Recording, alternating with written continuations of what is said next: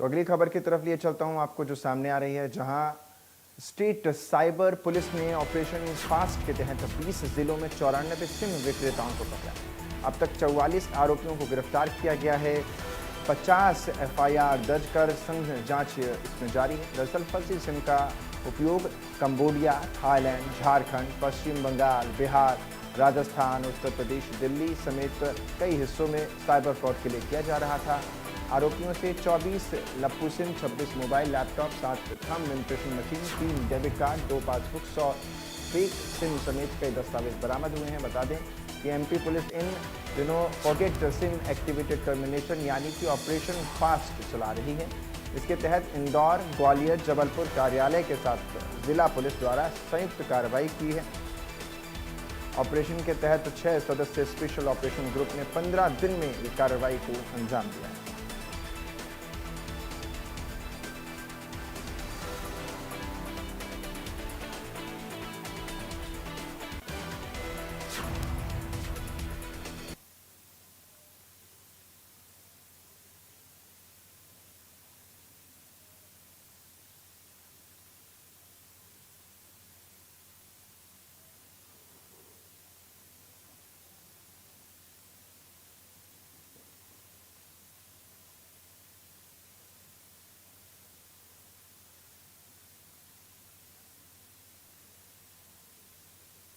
तो ये बड़ी जानकारी इसी पर देने के लिए मेरे साथ मेरे सहयोगी चेतन सेठ भोपाल से हमारे साथ जुड़ रहे हैं। चेतन, सिम का ये इतने बड़े पैमाने पर एक तरीके से कहीं गोरख धंधा चल रहा था और इतने सारे शहरों, यहाँ तक कि कंबोडिया यानी कि फॉरेन में भी चल रहा था। क्या कुछ अपडेट आपके पास इसको लेकर के? बिल्कुल, देखिए ये लोग फर्जी सिम के माध्यम से लोगों से ठगी का काम करते थे। अमूमन देखा जाए कि इन आरोपियों से 7 से ज्यादा लापू सिमें भी बरामद हुई हैं। लापू सिम वो होती है जो कोई भी टेलीकॉम कंपनी होती है वो डायरेक्ट अपने डिस्ट्रीब्यूटर को देती है, या फील्ड सेल्स ऑफिसर वो एफएसई बनाती है कंपनी, सेल्स ऑफिसर वो एफएसई बनाती है कंपनी या उसको सौंपती है। उसकी जिम्मेदारी होती है फील्ड सेल्स ऑफिसर की कि वो दुकानदारों के पास जाता है और उस लापू सिम के माध्यम से तमाम दुकानदारों की सिम को एक्टिवेट करता है। लापू सिम कई सारे दुकानदारों के पास भी होती हैं, जो रिटेलर होते हैं उनके पास भी लापू सिमें होती हैं जो कस्टमरों की सिमों को एक्टिवेट करने का काम करते हैं। हालांकि 2016 के बाद पॉलिसी में बदलाव टेलीकॉम कंपनी के द्वारा किया गया था। पहले क्या होता था कि वोटर कार्ड की एक फोटोकॉपी होती थी और फोटोकॉपी के माध्यम से जब हम देते थे तो सिम एक्टिवेट हो जाती थी। लेकिन 2016 के बाद जब आधार कार्ड 2014 में लागू हुआ था तो टेलीकॉम कंपनी ने बड़ा बदलाव किया था कि 2016 में उन्होंने पॉलिसी लागू की थी कि थंब इम्प्रेशन के बाद और आधार कार्ड नंबर से ही सिम एक्टिवेट होगी। हालांकि कुछ समय तक इस तरह की पॉलिसी रही जिसके चलते धोखाधड़ी की संभावना बेहद कम हो गई थी। लेकिन चालाक दुकानदार या चालाक रिटेलर कहें या फील्ड सेल्स ऑफिसर कहें, डिस्ट्रीब्यूटर कहें या कई सारे ऐसे माफिया कहें जो फर्जी सिमों का एक्टिवेशन करने का काम करते हैं, उन्होंने एक पॉलिसी अपनाई कि कस्टमर का आधार कार्ड लिया, आधार कार्ड का फोटो निकाला और फोटो जैसे ही पोर्टल पर अपलोड किया उसके बाद थंब लगाया गया। थंब के कई लोगों के ऐसे के टैप के माध्यम से या अलग अलग चीज़ों के माध्यम से लोगों के थंबनेल उन दुकानदारों ने या रिटेलरों ने लिए और उसके माध्यम से, क्योंकि भारत में पॉलिसी है कि जम्मू कश्मीर इलाका छोड़ के इंडिया में आप कहीं भी सिम लेते तो एक कस्टमर के नाम लगभग 9 सिम ले सकते हैं एक कंपनी की। इसके अलावा जम्मू कश्मीर जैसे राज्यों में एक कंपनी की 6 सिम ले सकते हैं। तो ऐसे में पॉलिसी लागू की गई और इसी पॉलिसी का कई सारे दुकानदारों ने और जो माफिया हैं जो फ्रॉड करते हैं उनने फायदा उठाया और फायदा उठाने के साथ साथ एक व्यक्ति जैसे एक कस्टमर, अगर मैं किसी दुकान पर सिम लेने के लिए जाता हूँ तो मैंने अपना थंब लगाया, आधार कार्ड दिखाया तो आधार कार्ड का फोटो दुकानदार के पास पहुंच गया और दुकानदार उस फोटो का उपयोग अन्य सिम में भी कर सकता था। क्योंकि बीच में कई बार ऐसी भी खबरें आई कि एक बार थंब लगाने से दुकानदारों ने कस्टमर को बेवकूफ बनाकर 2 सिमें एक्टिवेट की। तो यही वजह है कि क्राइम चेतन, ब्रांच पुलिस को लगातार शिकायतें इस तरह की हर जो कस्टमर है वो आधार कार्ड देता ही है। आप कभी भी सिम खरीदेंगे आधार कार्ड, पैन कार्ड या जो भी वोटर आईडी कार्ड जो भी वो मांगते हैं वो तो देना ही है आपको। तो इससे बचने के लिए क्या उपाय है? क्योंकि कस्टमर, एज अ कस्टमर अगर मैं पूछूं कि अगर मुझे सिम खरीदने जाना है तो मैं क्या वो उपाय यूज कर सकता हूं, इस्तेमाल में ला सकता हूं जिससे कि मैं इस फ्रॉड से बच जाऊं?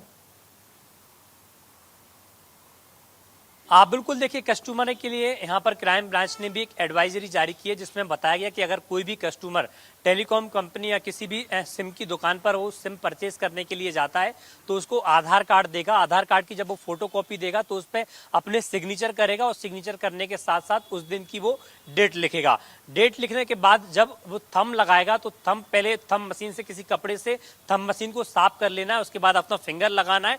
जब सिम एक्टिवेट हो जाए तो उस पे जो थंब मशीन है उस पे जो फिंगर लगाया था उस पर एक बार कपड़े से फिर वो साफ कर देगा, ताकि जो थंब इंप्रेशन है, हमारे अंगूठे के जो निशान है वो पूरी तरीके से साफ हो जाए, तो उससे बचाव हो सकता है। इसके अलावा टेलीकॉम कंपनी का जो हेल्पलाइन नंबर है, भारत सरकार का जो हेल्पलाइन नंबर है, गवर्नमेंट ऑफ इंडिया की टेलीकॉम मिनिस्ट्री की जो वेबसाइट है, उस पोर्टल पर भी जाके कस्टमर अपना मोबाइल नंबर, आधार कार्ड नंबर डालेंगे और मोबाइल नंबर डालेंगे तो उसमें पूरी हिस्ट्री आ जाएगी कि उस आधार कार्ड नंबर पर कितनी सारी सिम एक्टिवेट हैं। अगर कस्टमर की अपनी निजी सिम है तो वो यूज कर सकता है। अगर किसी कस्टमर की वो सिम खुद नहीं है, यानी कि खुद की सिम नहीं है, जो वो इस्तेमाल नहीं कर रहा, उसकी वो डीएक्टिवेट करने की वहां पर शिकायत भी दर्ज कर सकता है। तो ये बचाव की चीजें हैं। तो कहा जाए कि प्रदेश भर में ऐसी कई सारी सिमें हैं। मध्य प्रदेश के इंदौर, दमोह, शिवपुरी, दतिया, डिंडोरी, सागर, ऐसे कई सारे जिले हैं जहां से 100 से अधिक फर्जी सिमें पाई गई हैं। 7,500 सिमें यहाँ से विदेश भी भेजी गई, अलग अलग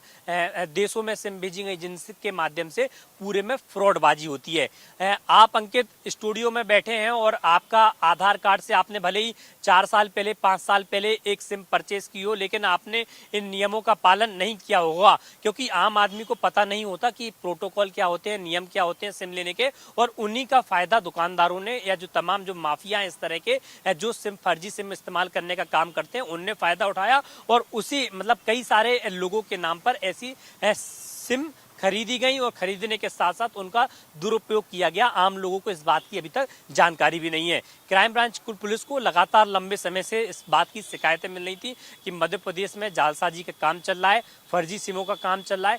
इसी के वजह से लगातार उनको इनपुट मिलता गया और इनपुट के आधार पर 90 से ज़्यादा लोगों से उन्होंने उठाया, उनसे पूछताछ की और 50 से ज़्यादा जगह पर FIR दर्ज हुई, जिनमें 44 लोगों को गिरफ्तार किया है।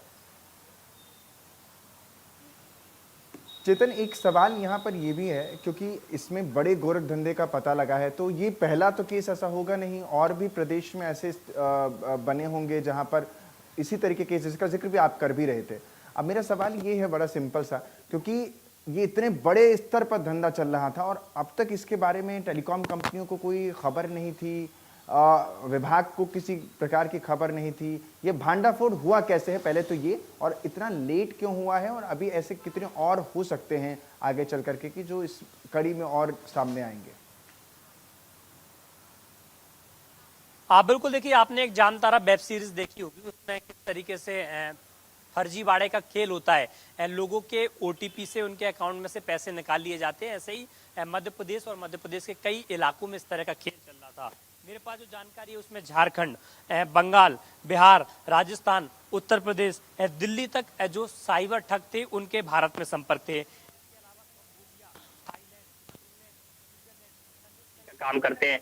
खुलासा इस बात से हुआ कि लंबे समय से क्राइम ब्रांच पुलिस को अलग अलग मोबाइल नंबरों की शिकायतें पहुंच रही थी कि इस नंबर से फोन आया, इस नंबर से फोन आया, इस नंबर से वीडियो कॉल आई, इस नंबर से मैसेज आया। इस तरह की शिकायतें कई बार पहुंची। जब टेलीकॉम कंपनी के द्वारा कुछ साइबर क्राइम पुलिस के द्वारा टेलीकॉम कंपनी को मेल किया गया, जिनमें कुछ नंबर की जानकारी चाहिए गई कि ये नंबर किन के नाम पर एक्टिवेट है, कहाँ कहाँ पर ये नंबर इस्तेमाल हो रहे हैं। जब वो जानकारी क्राइम ब्रांच पुलिस को मिली, उस आधार पर क्राइम ब्रांच की पुलिस ने आगे की कार्रवाई की। जिन लोगों के रजिस्टर्ड एड्रेस पर, जिन लोगों के नाम पर वो सिमें थी, उन लोगों को पुलिस ने बुलाया, उन लोगों से पूछताछ की। कई ऐसे लोग थे जो निर्दोष थे, जिन लोगों को जानकारी तक नहीं थी, पढ़े लिखे लोग नहीं थे, उन्हें तक सिम का पता नहीं था कि सिम लेने की प्रक्रिया क्या होती है। उनके पास एंड्रॉइड तक फोन नहीं था, जो छोटा फोन चलाते हैं, गांव देहात के लोग थे। ऐसे लोगों को इस्तेमाल किया गया, ऐसे लोगों को जरिया बनाया गया।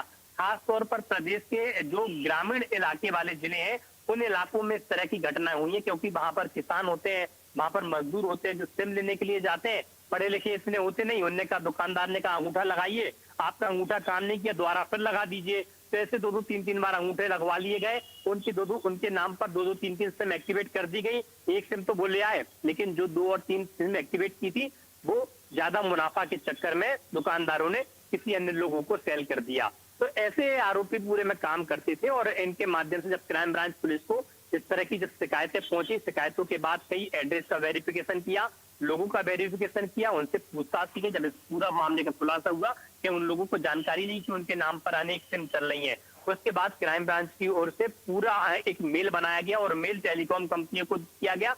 टेलीकॉम कंपनियों से जब जवाब आया, उसके साथ ही क्राइम ब्रांच पुलिस ने अपनी जो अलग अलग जगह से जहाँ से सिम एक्टिवेट हुई थी उन लोगों पर अपनी निगाह जमाई, उन लोगों से पूछताछ से बुलाया और पूछताछ के बाद बोला जब उनकी लाखों सिम से कितनी सारी सिम एक्टिवेट हुई, उसका पर्दाफाश हुआ। जब इस पूरे मामले का रैकेट का खुलासा हुआ कि एक नहीं पूरे प्रदेश में बड़ा रैकेट चल रहा, बस बल्कि एक दो नहीं, इसमें दर्जनों लोग हैं, 50 से ज्यादा लोग हैं, 90 से ज्यादा जगह पे इस तरह के मामले सामने आए कि जहां पर फर्जी सिमों का खेल चल रहा है। 7,500 से ज्यादा सिमों का खेल अब तक सामने आ चुका, लेकिन पर्दे के पीछे और कोई बड़ी गैंग हो सकती है क्या, और कौन कौन से लोग हैं, क्या प्रदेश के सीमित 20 जिलों में ही खेल चल रहा था कि इसके अलावा और जिलों में भी खेल चल रहा है, इस बात की भी इन 44 जो आरोपी पुलिस ने गिरफ्तार किए इनसे पूछताछ होगी और पूछताछ के बाद पुलिस जल्द आने वाले समय में बड़ा खुलासा करने की उम्मीद जता रही है।